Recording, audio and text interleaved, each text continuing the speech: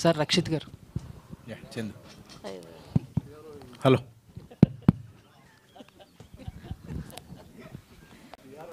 So అందరూ climax గురించి చాలా గట్టిగా మాట్లాడుతున్నారు. సో అంటే ఇప్పుడు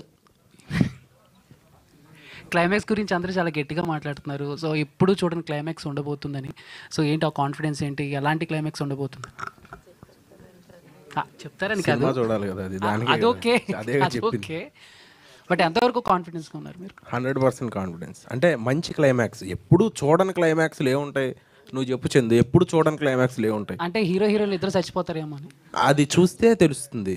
ఎవరు నేను చచ్చిపోయానా, ఆవిడ చచ్చిపోయారా, ఇద్దరం కలిసి చచ్చిపోయామా, అది సినిమా చూస్తే తెలుస్తుంది.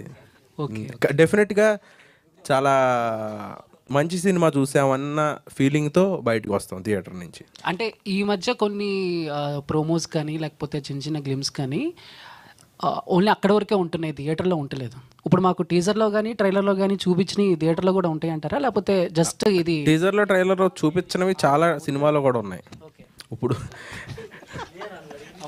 చాలా సినిమాల్లో లేని ట్రైలర్లు టీజర్ల కోసం కట్ చేసి వేస్తున్నారు.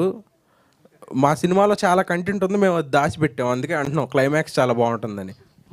అంటే ఎవరికి ఏమైంది అనేది డెఫినెట్గా థ్రిల్లింగ్ ఎలిమెంట్. ఆ 14 సంవత్సరాల కథ ఏంటి, ఏం జరిగింది, ఇదేంటి అనేది సినిమా చూస్తే అర్థమవుతుంది. All the best. కామ్లీ గారు మీరేం చెప్పకపోయినా బాగుండేది. ఏదో అర్థం కానట్టు వెనక్కి తిరిగి